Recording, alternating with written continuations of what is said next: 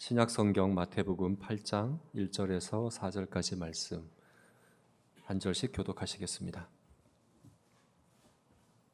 마태복음 8장 1절에서 4절입니다. 예수께서 산에서 내려오시니 수많은 무리가 따르니라. 한 나병 환자가 나와 절하며 이르되 주여 원하시면 저를 깨끗하게 하실 수 있나이다 하거늘 예수께서 손을 내밀어 그에게 대시며 이르시되 내가 원하노니 깨끗함을 받으라 하시니 즉시 그의 나병이 깨끗하여진지라. 예수께서 이르시되 삼가 아무에게도 이르지 말고 다만 가서 제사장에게 내 몸을 보이고 모세가 명한 예물을 드려 그들에게 입증하라 하시니라. 아멘. 이상원 목사님 나오셔서 내가 원하노니 깨끗함을 받으라 하는 제목으로 설교해 주시겠습니다.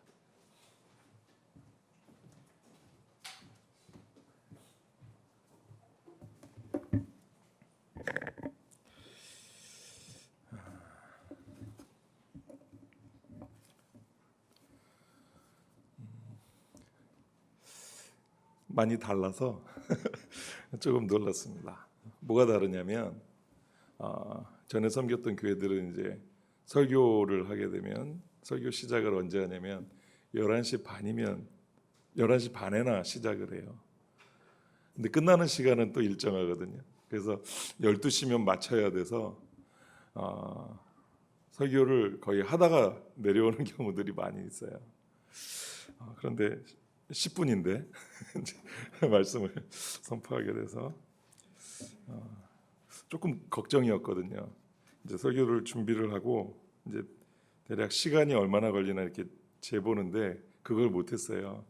그래서 오래 걸리면 어떡하지? 그런데 관계 없겠습니다. 자, 오늘 본문은 예수님께서 산에서 내려오셨다 하는 말씀으로 시작을 하죠. 5장 1절 말씀 여러분 이렇게 잘 아실 텐데 예수께서 무리를 보시고 산에 올라가셨다 이런 말씀이 있습니다. 즉 5장을 시작하면서 산에 오르신 예수님께서 이제 산에서 내려오신 것이에요. 여기서 우리가 좀 주목하고 싶은 게 있는데 주님이 산에 오르셨을 때 무리를 보시고 오르셨어요. 그리고 산에서 내려오실 때는 그 무리들이 예수님을 따랐습니다. 예수님이 가는 그곳에 항상 이 무리들이 있는 것들을 저희들이 보게 되는 것이지요. 여러분 그러면 이 무리들이 어떻게 예수님을 따르게 되었을까요? 이 무리들은 주님께서 행하신 사역을 통해서 예수님을 따르게 된 이들이었어요.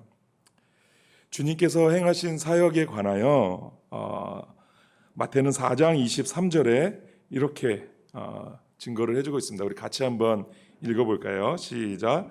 예수께서 온 갈릴리에 두루 다니사 그들의 회당에서 가르치시며 천국 복음을 전파하시며 백성의 모든 병과 모든 약한 것을 고치시니. 자, 그런데 특별히 이 병을 고치시는 능력에 대한 소문이 수리아와 갈릴리와 데가볼리와 유다와 그리고 예루살렘에까지 퍼지게 되었고 이 소문을 듣고 수도 없이 많은 사람들이 예수님을 따르게 되는 아주 중요한 이유가 되었습니다. 여러분 오늘날 전도가 안 된다고 그렇게 말을 많이 하는 소리를 들어보신 적 있으시죠? 그리고 체감도 많이 하게 돼요.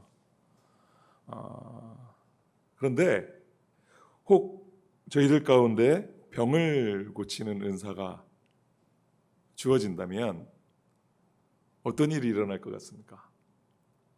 여러분 많이 기도해 주세요. 우리 조진기 목사님에게 하나님께서 신유의 은사를 주셔서 이렇게 병 고침을 위해서 기도를 했더니 사람들이 병 고침을 받게 된다면 굳이 저희들이 다른 전도 프로그램 필요 있겠습니까? 자, 웃으면서 얘기를 했지만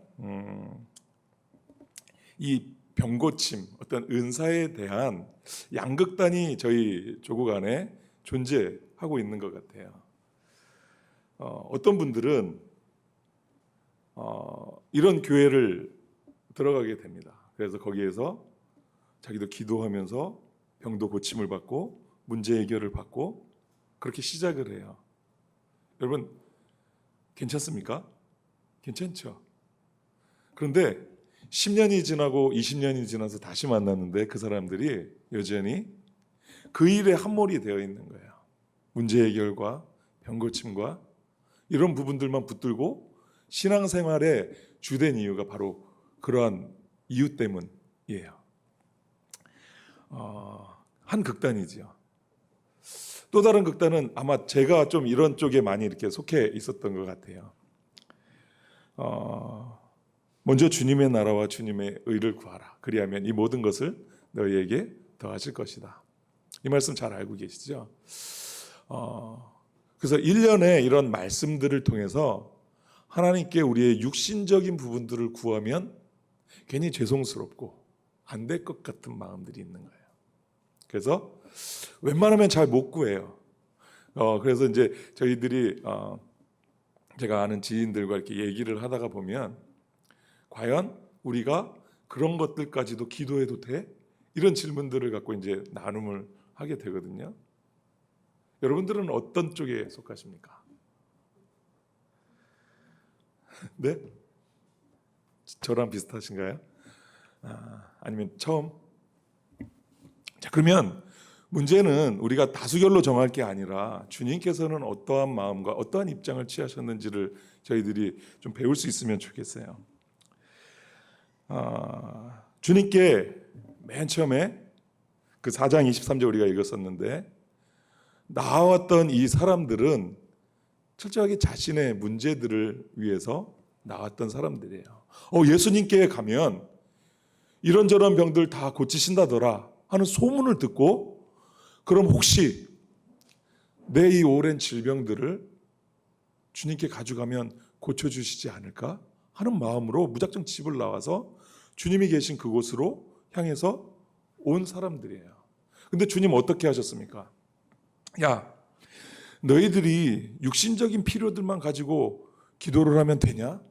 하면서 매몰차게 거절하시지 않으셨지요. 오히려 그들을 만지시고 그들의 필요를 채워주시고 간구에 응답하시고 고쳐주시고 문제들을 해결해 주셨습니다. 그렇죠? 그러나 이들이 간절한 마음으로 주님을 찾아왔다 하더라도 주님께서는 그들에게 그들이 가르침을 받아야 할 필요가 있다는 사실을 보고 계신 것이지요. 그래서 그 5장 2절 말씀 이렇게 보시면 어떻게 기록이 되어 있습니까? 산에 올라가 앉으셨는데 제자들이 나왔고 그리고 비로소 입을 열어서 가르치기를 시작하셨습니다. 제자들이 나왔지만 제자들뿐만 아니라 그 산에 올라 있었던 많은 무리들도 주님의 이 가르치심을 들었을 것이에요. 여러분 배워야 할 필요가 있는 것이죠. 여러분 열심히 배우고 계시죠. 제가 교회 제자교회에서 오랫동안 떨어져 있는 동안에도 목사님의 수고로 많은 성도들이 거의 대부분 성도들이 교리를 배우고 열심히 배우고 있다. 이런 이야기들을 들었습니다. 그래서 제가 섬기던 교회에서 막 자랑했어요. 야, 제가 다녔던 제 친구가 섬기고 있는 제자교회라는 교회가 있는데 이 교회는 7년 동안 대요리 문답을 배웠대요. 그러니까 다 우와 하면서 막 이렇게 놀라는 거예요. 왜냐하면 그런 배움이 사실은 교회들 안에서 많이 이루어지지 않거든요. 여러분 더 열심히 배우는 일에 집중하시고 수고해 주시기를 부탁을 드립니다. 하나님의 나라가 무엇인지 그리고 그 나라의 주인이신 하나님이 어떤 분이신지 하나님께서 당신의 백성된 우리에게 행하시고 베푸시는 은혜가 무엇인지 그리고 하나님의 백성으로서 우리가 어떻게 살아야 하는지 정말 우리는 주님께로부터 다 배워야 할 것들 투성이지요. 이 모든 것들을 여러분 잘 배워 주시기를 부탁드립니다. 비록 저희들이 지금 작은 교회이지만 너무 귀한 일들을 여러분 교회에서 하고 계신 줄 믿으시면 틀림이 없으실 거예요. 그리고 배우고 확신한 일에 거하는 그러한 복된 교회가 되기를 간절히 소망합니다.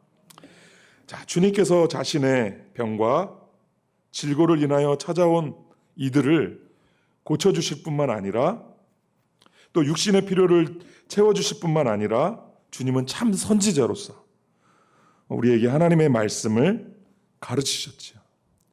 그리고 하나님의 나라를 선포하셨습니다. 이렇게 산에서 행하셨던 산상설교는 아주 큰 성공을 거두었습니다. 어떻게 그것을 알 수 있지요? 자, 마태복음 7장 28절 29절 말씀 보시면 이렇게 기록이 되어 있습니다. 우리 같이 한번 읽어보겠습니다. 시작.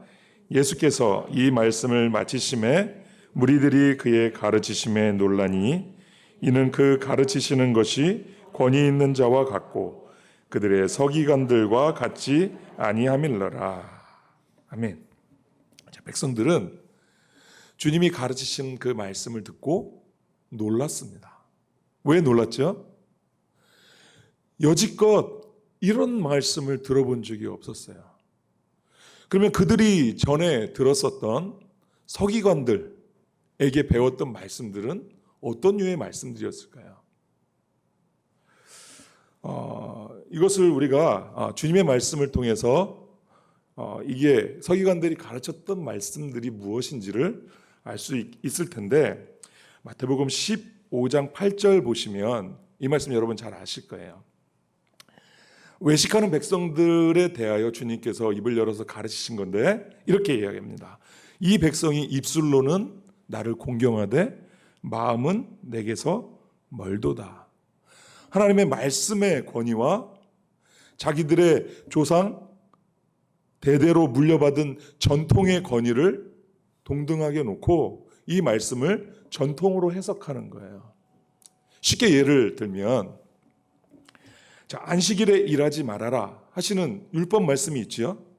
그러면 어느 정도까지 해야 일이 될까? 이런 것들을 이제 고민한 거예요. 적용하기 위해서.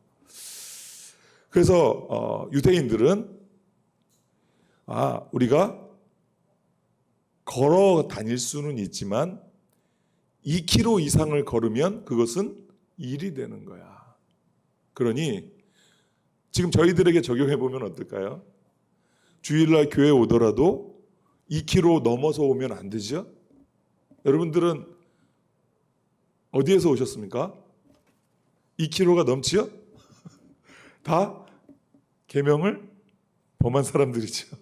이렇게 되는 거예요. 그러니까 사람들의 마음이 이런 말씀을 배우고 듣고 살아가게 되니까 얼마나 마음이 부담스럽고 무겁겠어요. 내가 지금 2km를 여러분 아침에 밥 드시고 오셨습니까? 아침에 해서 드셨습니까? 어제 해놓은 밥을 드셨습니까? 라면 드셨어요? 라면을 먹기 위해서 가스레인지에 불을 켜셨죠?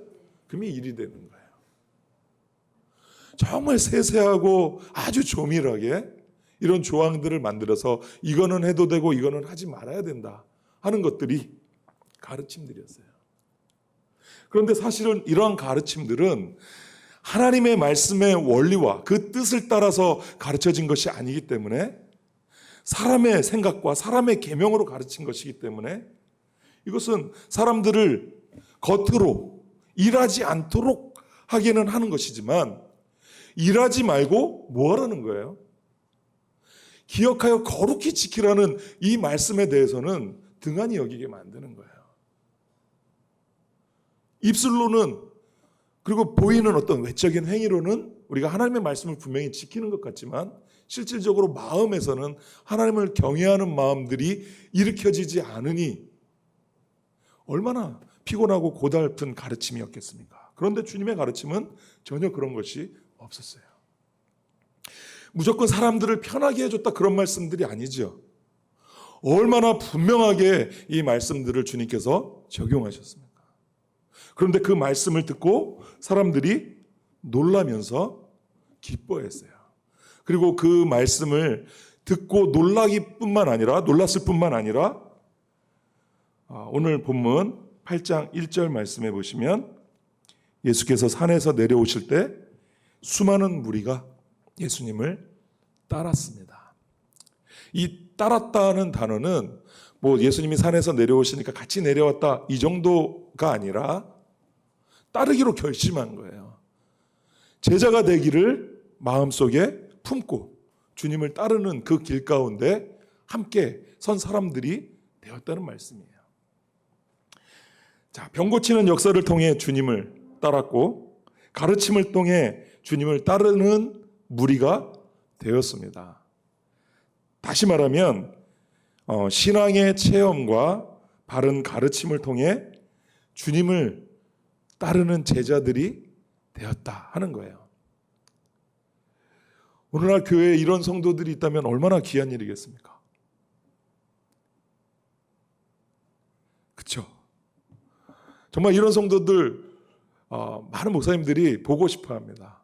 우리 교회 성도 중에도 이런 신앙의 체험이 있고 그래서 하나님 살아계신 줄 분명히 알고 그리고 바른 가르침을 통해서 막 뜨거운 마음을 가지고 주님을 따르려고 하는 성도들 보고 싶어하는 거예요. 그렇게 은혜를 곱씹으면서 주님을 따라 많은 무리가 함께 산에서 내려왔는데 갑자기 한 사람이 주님께 달려나와서 엎드려 절을 하는 것이었어요. 여러분 이 사람이 누구이지요? 한 나병 환자였습니다. 수많은 사람들이 주님의 말씀을 곱씹으면서 주님의 말씀이 이런 부분이 좋았다. 하나님께서 우리의 아버지가 되신다 하시는 그 주님의 분명하신 가르침들이 내게 너무 귀한 말씀이 되었어. 이렇게 저렇게 나누면서 오고 있었는데 갑자기 나병 환자가 와서 엎드려 절하는 거예요. 아마 그 영적인 분위기에 찬물을 확 끼얹는 것과 같았겠죠. 자, 그런데 2절 말씀을 보시면 한번 보십시오. 한글 성경에는 번역이 안 된 단어들이 있습니다.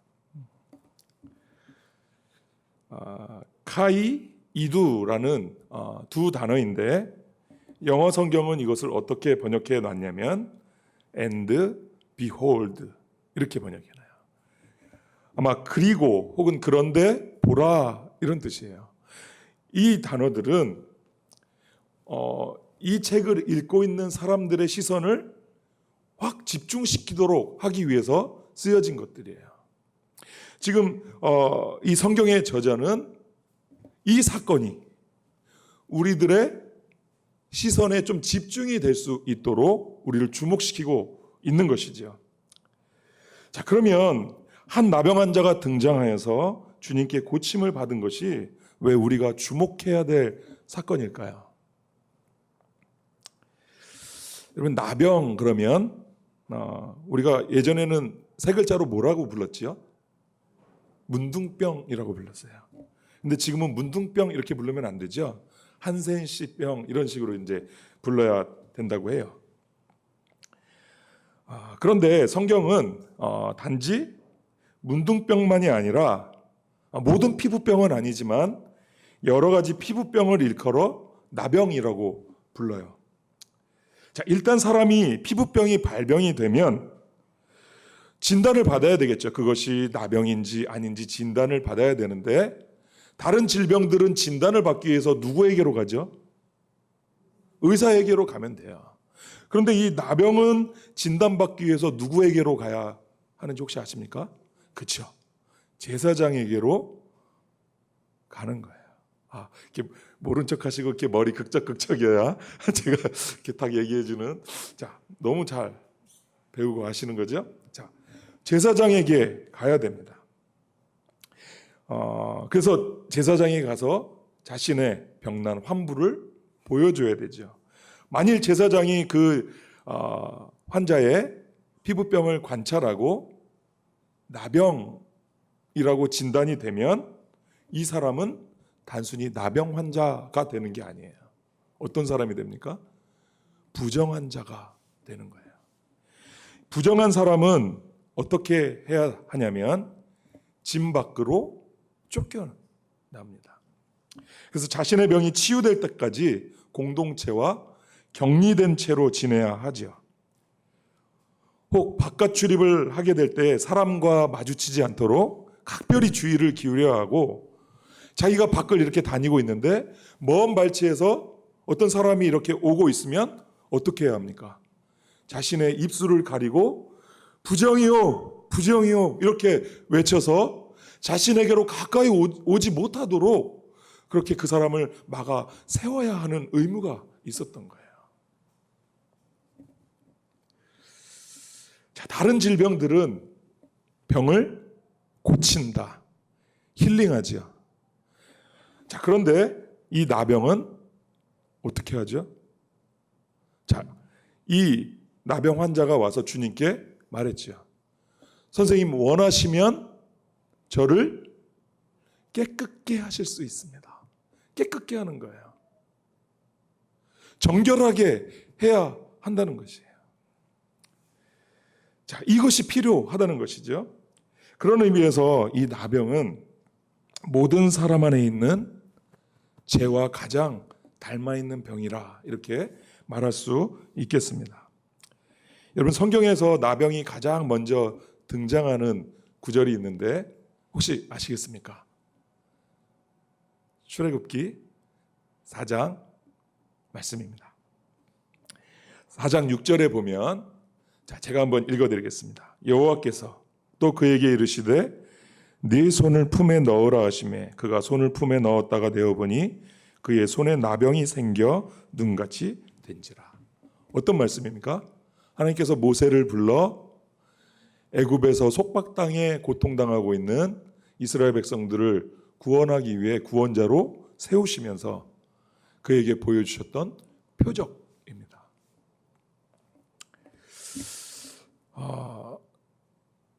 하나님께서 그 병이 생기게 하시죠. 그리고 하나님께서 이내 그 병을 제거해 주십니다. 그런데 여러분, 이 나병이 부정한 이유는 무엇입니까? 제가 열심히 찾아봤어요. 성경이 이 나병이 부정한 이유에 대해서 무엇을 말씀하고 있는가? 왜 이 나병을 부정한 병이라고 말하는가? 근데 아주 속 시원하게 그 답을 찾기가 어려웠어요. 다만 하나님께서 부정하다고 말씀하시기 때문에 그것이 부정한 것이에요. 그 병이 발생하는 이유도 성경은 말하지 않죠. 오늘날 과학적으로 증명을 하고 그 균 때문에 나병이 발생한다 이렇게 얘기하지만 성경에서는 어디에서도 이 병이 왜 생기는지 저희들에게 말해주지 않습니다. 모세가 품에 손을 넣었을 때 생겨난 그 나병처럼 어느 날 갑자기 사회적으로 부정할 뿐 아니라 종교적으로도 부정해지는 이 문둥병이 생겨나요. 여러분, 그 모세의 누이 미리암에게도 문둥병이 생겼던 적이 있는데 기억하시죠? 민수기 12장에 나오는 말씀입니다. 왜 그녀에게 문둥병이 생겼습니까? 모세가 한 구스 여인을 취해서 그의 아내로 삼았습니다. 그랬더니 이 미리암이 아론과 함께 그것을 비난하면서 이렇게 얘기했어요. 하나님이 모세와만 말씀하시냐? 우리에게는 말씀하시지 않으셨더냐? 뭐죠? 교만이지요. 근데 그 말이 떨어지자마자 하나님께서 노를 바라시면서 이 미리암에게 문둥병이 발하게 하셨어요. 그 하나님의 처결에 대해서 미리암도 그 어느 누구도 어떤 말도 하지 못하고 곧바로 진 밖으로 나가야 했던 병입니다. 하나님께서 그렇게 정하셨기 때문에 이것은 부정한 거야. 이렇게 말씀하셨기 때문에 부정한 것이죠. 여러분, 피부에 생겨난 나병 외에 사람을 부정하게 만드는 것이 또 있습니다. 레위기 15장 말씀해 보면 유출병이라 불리우는 일련의 병들이 있는데 사실 병 같지도 않은 것일 수도 있겠다 이런 생각들이 드는 거예요. 어떤 것이냐면 성적인 분비물이나 혹은 피가 몸에서 나오는 것을 말하는 거예요. 뿐만 아니라 여러분, 출산한 여인도 부정하다 하는 말씀 읽어보신 적 있으시지요? 그리고 설정한 여인, 남자도 부정하고, 죄송합니다, 여성의 자궁출혈도 그 여인을 부정하게 만들어요. 정상적인 출혈뿐 아니라 비정상적인 혈루증 같은 출혈도 사람을 부정하게 만드는 것이지요. 율법으로 이스라엘에게 정해진 이 부정에 대한 규례뿐만 아니라 고대 중근동 지역에서는 사람의 몸에서 나오는 모든 것들을 부정한 것으로 여겼다 그래요. 성경에도 반영이 돼 있는 것이죠. 하나님께서 그렇게 율법 안에서 규정해 놓으신 것이죠. 사람의 몸에서 나온 것들은 부정한 것이다. 왜 역사와 성경이 사람의 몸에서 나오는 것을 부정하다고 했을까요? 저는 여기에 하나님의 섭리가 담겨져 있다고 생각이 됩니다. 자, 원래 하나님께서 창조하신 세상은 어떤 세상이었습니까? 하나님이 보시기에 아주 좋았던 세상입니다. 거룩하신 하나님께서 구별하여 지으신 이 지구, 그 피조물, 그 안에서 더 구별하여 지으신 사람들, 이 모든 것들이 거룩한 상태였죠. 그러나 죄가 세상에 들어오자 사람들은 어떤 상태가 됐죠? 하나님께 대하여 죽은 상태가 되었습니다. 이게 나무라고 치면 이것을 꺾어버리면 잠시 동안은 산 것 같지만 이내 죽어버리죠. 여러분, 사람의 죽음은 그런 것들이에요. 우리가 하나님께 연결되어 있지 않은 채 어머니의 태를 통해서 육신적으로 태어납니다. 그러나 그 사람이 거듭나지 않은 채 이 세상을 별세한다면 그 사람은 한 번도 거룩하신 하나님과 연결돼 보지 못한 채, 다시 생명의 거듭남을 맛보지도 못한 채 그냥 그렇게 죽은 사람으로 살다가 죽은 사람이 되어 영원한 심판을 받기에 합당한 존재가 되고 마는 것이에요. 자, 사람들에게 하나님께서 그 사람들의 원초적인 상태를 가르치실 필요가 있는데 어떻게 가르칠 수 있겠습니까? 그것이 죄고 그것이 부정하고, 하나님은 거룩한데 하나님께 떠나 있는 모든 것들은 거룩하지 않은 것이고 불결하고 부정한 것이다. 이것을 어떻게 가르칠 수 있겠냐 말이에요. 특히 사람들에게 말이에요. 하나님께서는 그래서 너무나도 다양한 방식으로 어떤 동물들은 부정하고 어떤 동물들은 정결하고, 언제부터 이런 개념들이 있었죠? 창세기 7장 보면 노아의 방주 안에 들어온 짐승들, 거기에 보면 정결한 짐승이 있고 정결하지 못한 짐승들이 있어요. 하나님께서는 그러한 개념들을 사람의 머릿속과 관습 속에 심어주심으로 성과 속에 대한 개념들이 무엇인지를 알도록 하셨다는 거예요. 그리고 특별히 이스라엘 백성들에게는 말씀을 통해서 어떤 것이 거룩한 것이고 어떤 것이 부정한 것인지를 말씀해 주셔서 확실히 거룩함과 부정함이 무엇인지를 배우도록 하셨다는 것입니다. 자, 사람의 몸에서 나오는 것이 사람을 부정하게 만드는 것이라면 그 사람의 인격과 그 존재의 좌소인 마음에서 나오는 것은 오죽하겠습니까? 마가복음 7장 21절 23절 말씀 한번 같이 보시겠습니다. 우리 한번 같이 읽어볼까요? 또 이르시되 21절부터 읽겠습니다. 시작. 속에서 곧 사람의 마음에서 나오는 것은 악한 생각 곧 음란과 도둑질과 살인과 간음과 탐욕과 악독과 속임과 음탕과 질투와 비방과 교만과 우매함이니 이 모든 악한 것이 다 속에서 나와서 사람을 더럽게 하느니라. 여러분, 하나님 앞에서 진실로 사람을 더럽게 하는 것이 무엇입니까? 이 예수님의 말씀에 의하면 우리들 안에 내재되어 있는 악한 생각들이 우리를 더럽게 만듭니다. 그 악한 생각을 품고 있다가 기회가 되면 죄를 짓고 부정한 자로 드러나는 것이죠.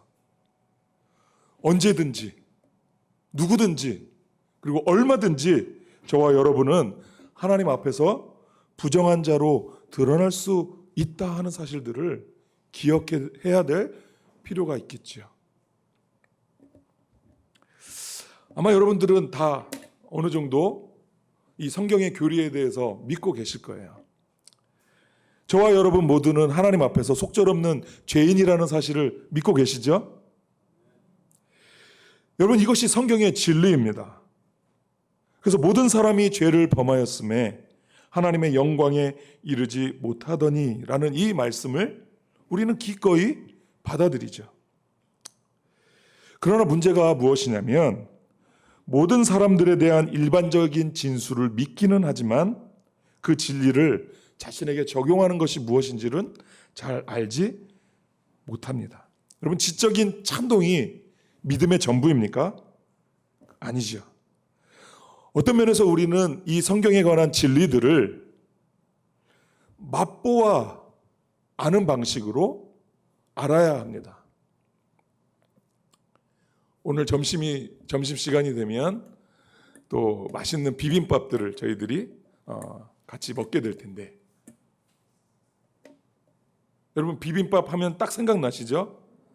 제자교에서 많이 드셨으니까 비빔밥에는 뭐 밥이 들어가겠고 콩나물이 들어가겠고 계란 후라이가 들어가겠고 기름이 막 이런 것들이 분명히 들어갈 거야. 맛있겠다. 그리고 안 먹으면 배고픈 채로 있는 거죠. 그러나 그 비빔밥을 저희들이 안다는 것은 무엇이죠? 많이 덜어와서 그것을 고추장과 비벼서 맛있게 먹는 것. 이런 방식으로 알아야 될 진리가 바로 성경의 진리들이에요. 이것을 우리는 체득이라는 단어를 사용하지요. 이 영적인 진리들은 우리가 머리로 알고 내가 동의하고 그것이 사실이라는 것을 제가 믿습니다. 이렇게 입술로 고백하는 것뿐만 아니라 그것이 물론 중요하기는 하지만 그것을 자기 안에서 경험하는 것은 너무나도 중요하고 꼭 필요한 사실입니다. 자, 지금 우리가 무엇을 얘기하고 있습니까? 우리 안에 부정한 것들이 얼마든지 있고 언제든지 우리는 그거로 말미암아 하나님 앞에서 부정한 자로 드러날 수 있다는 거예요. 여러분, 우리 자신 안에서 일어나는 끝없이 일어나는 악한 생각들은 결코 자연스러운 게 아니라는 거예요.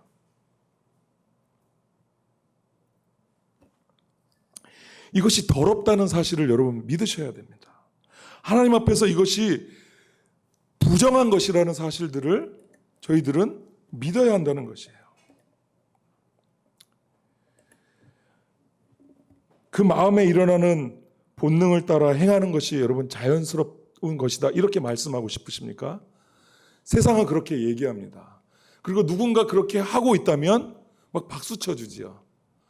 이제 저희 안에 아주 크게, 저희 나라 공동체 안에 크게 문제로 부각되어 있는 이 동성애 이슈가 언젠가 저희들에게 아주 심각한 영향들을 미칠 때가 올 거라고 생각이 돼요. 지금은 애써서 어떤 분들이 열심히 반대를 하고 있지만 세계적인 추세들이 그래요. 언젠가 그것들이 합법화되고 우리 가까운 사람들이, 그런 사람들이 발견이 되어질 것이에요. 지금 TV 같은 거, 드라마 같은 거 보면 그런 터치들이 굉장히 많죠. 한 번, 두 번 놀랐지만 이제 세네 번 하고 계속 그러한 내용들이 나오면 이제 놀랍지도 않습니다. 어느샌가 우리 가운데 그렇게 자연스럽게 오는 거예요. 누군가가 이 부분에 대해서 용기를 내서 커밍아웃하고 얘기를 하면 박수 쳐주고 용기 있는 일로 막 그렇게 얘기해주는 세상이 되었습니다. 그러나 하나님께서 죄라고 말씀하시는 그것들을 우리 안에서 본능이, 우리의 본성이 지지한다고 해서 그것들을 하는 것들은 결코 용기도 아니고 하나님 앞에서 정말 부정한 일이라는 사실에 저희들이 정말 남다른 주의를 기울여야 할 필요가 있습니다. 적어도 오늘 주님 앞에 나와 엎드려 간구했던 이 나병 환자는 자기 자신이 부정한 자라 하는 이 확신을 가지고 있었어요.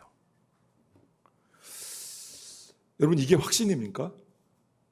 네, 확신입니다.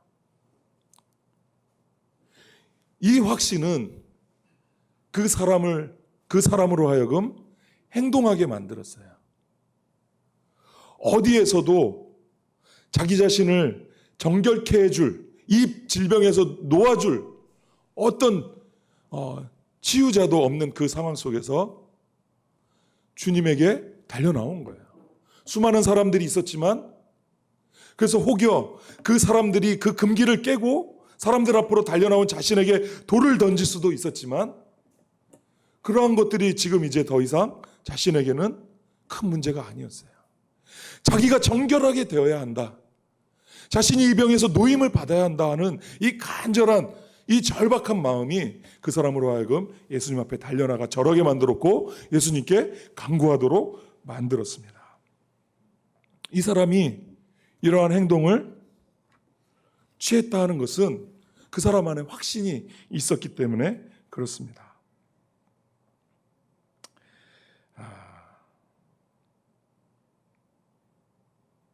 제가 잠시 머뭇거린 것은 그럼에도 불구하고 시간상 어떤 부분들은 이제 좀 줄여야 되겠기 때문에 그렇습니다. 자, 여러분, 산상수훈을 마치고 마태는 의도적으로 주님을 아련하고 그 앞에 나와 주님께 간구했던 첫사람으로 이 나병 환자를 배치를 하고 있어요. 마가복음도 누가복음도 이런 배치는 아니에요. 그러면 왜 이렇게 했을까요? 자, 그중 한 가지는 여러분이 외적인 체험을 통해 예수님을 믿게 되었고 바른 가르침을 통해 주님을 알게 되었다면 주님을 더 깊이 알고 체험하기 위해서 바로 자기 자신을 알아야 할 필요가 있다는 사실을 알려주기 위해서입니다. 기독교 강요라는 책을 혹시 들어보신 적이 있습니까? 저희 개혁교회의 교과서와도 같은 책인데 존 칼빈이라는 분이 이 기독교 강요 1장 1절과 2절에 이런 이야기를 기록해놨습니다. 1장 1절에는 이렇게 기록이 되어 있어요. 나를 알지 못하면 하나님을 알지 못한다. 2절에는요. 하나님을 알지 못하면 나를 알지 못한다.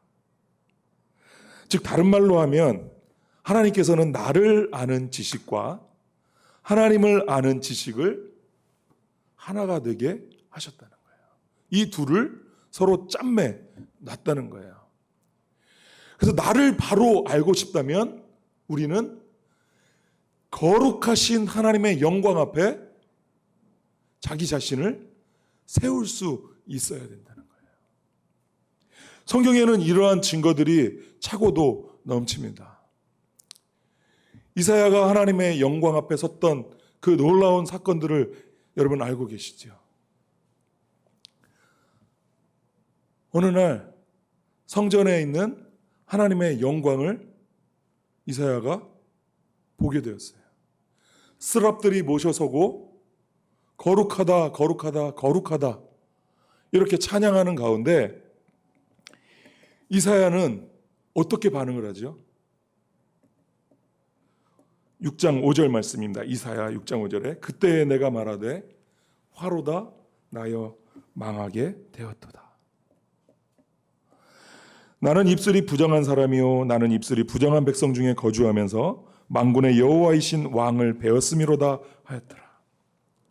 예레미야, 에스겔, 다니엘, 기드온, 사도 요한, 베드로 등등 수많은 성도들이 이와 같은 진리를 알았습니다. 하나님의 거룩하심 앞에서 자신이 얼마나 무익하고 무가치하고 부정하며 정결하지 못한 사람이라는 사실들을 깊이 경험하고 깨달아서 알았다는 거예요. 어떤 논리적인 설득 과정이 필요했던 게 아니죠. 거룩하신 하나님의 영광과 맞닥뜨리고 나자 자기 자신이 얼마나 추하고 더러운 존재라는 사실들을 직관적으로 알게 되었다는 거예요.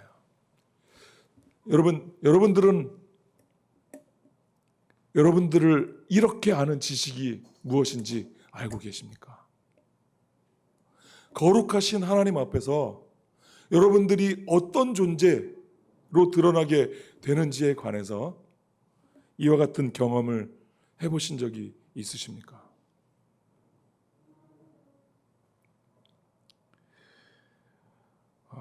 정말 간절히 바랍니다.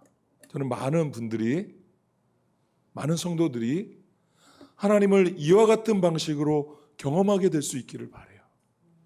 거룩하신 하나님의 영광을 맞닥뜨리고 그에 비하여 그 앞에 서 있는 내가 얼마나 주님 앞에서 무가치하고 합당하지 않은 자인지를 알게 되는 이 놀라운 지식들을 여러분들이 가질 수 있게 되기를 바랍니다. 만약에 우리 안에 이러한 경험들이 생겨나게 된다면 한 가지만, 저희들은 절대로 다른 사람들을 쉽게 비방하지 못할 거예요.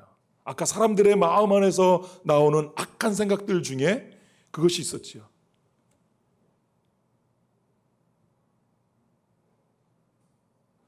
자기 자신이 하나님 앞에서 부정한 사람인데 내 눈에 들보가 있는 그러한 존재로 나를 믿고 알고 있다면 어떻게 다른 사람 눈에 있는 작은 티를 보면서 이리 와봐, 내가 너 띄워줄게, 이렇게 말할 수 있는 사람이 있겠냐는 말이에요.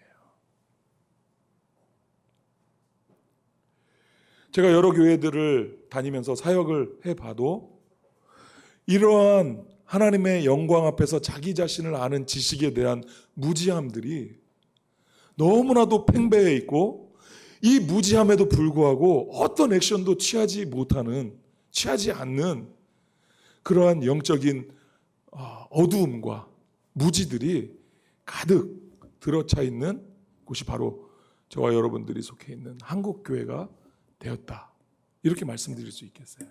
이러한 때에 지금 이 사람이 주님 앞에 나와서 자기 자신의 부정함을 인하여 주님 원하시면 저를 깨끗게 하실 수 있습니다, 이렇게 간구한 것은 저희들이 주님을 체험적으로 알고 교리적으로 배우지만 한 걸음 더 나아가서 우리의 실존을 거룩하신 하나님 앞에서 경험하고 아는 지식이 필요하다는 사실들을 저희들에게 말씀하시는 것이라고 믿습니다. 자, 이렇게 주님 앞에 엎드려 간구하는 이 사람에게 주님은 어떻게 해주셨습니까? 3절 말씀을 한번 보시죠. 예수께서 손을 내밀어 그에게 대시며 이르시되 내가 원하노니 깨끗함을 받으라. 먼저 주님께서는 그에게 손을 내밀어 그를 터치하셨습니다. 아마도 주님과 함께 산에서 내려왔던 사람들은 나병 환자의 출현으로 인하여 모두가 다 부정해지기 싫기 때문에 황급히 그 자리를 멀찌감치 떠나버렸을 거예요. 그런데 주님은 그 사람의 간구를 들으시고 오히려 그에게 다가가셔서 손을 내미셨습니다. 그리고 그를 만지셨어요. 그러면 정상적으로는 그 사람과 접촉을 하게 되면 그 사람과 접촉한 그 사람도 동일하게 부정하게 되는 게 율법이거든요. 그런데 우리 주님은 어떤 분이십니까?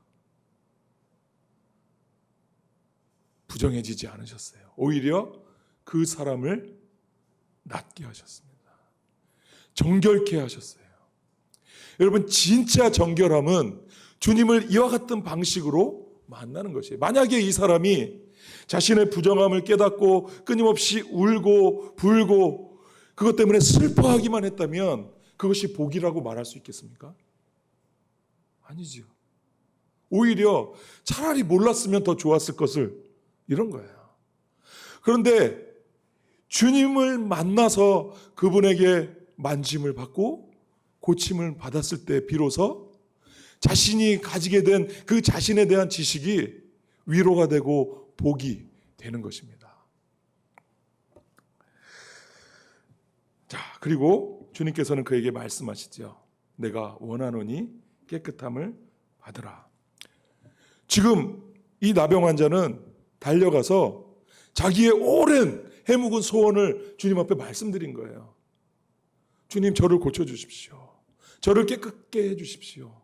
그런데 지금 주님께서 뭐라고 말씀하세요? 내가 원한다. 저와 여러분의 정결함은 우리 하나님께서 원하시는 것입니다. 레위기 말씀에서 자주자주 등장하죠. 여호와 하나님께서 말씀하십니다. 내가 거룩하니 너희도 거룩해라. 이 말씀을 우리 주님도 마태복음 5장 48절에 이렇게 말씀하세요. 그러므로 하늘에 계신 너희 아버지의 온전하심과 같이 너희도 온전하라. 나중에 베드로 사도도 자기의 성도들에게 보내는 서신에서 이 말씀을 고스란히 전해줍니다. 하나님의 원하심, 여러분들을 향한 하나님의 원하심이 무엇입니까? 여러분들의 거룩함이에요. 여러분들이 하나님 아버지처럼 온전하게 되는 것입니다. 어떻게 가능합니까? 두 가지 말씀드리고 맺겠습니다. 첫 번째, 주님의 능력으로 주님께서 만지시고 주님의 원하심이 그에게 닿자 그가 깨끗해졌죠. 이것은 아마 이 사람이 받은 구속을 표현해 주는 말일 거예요.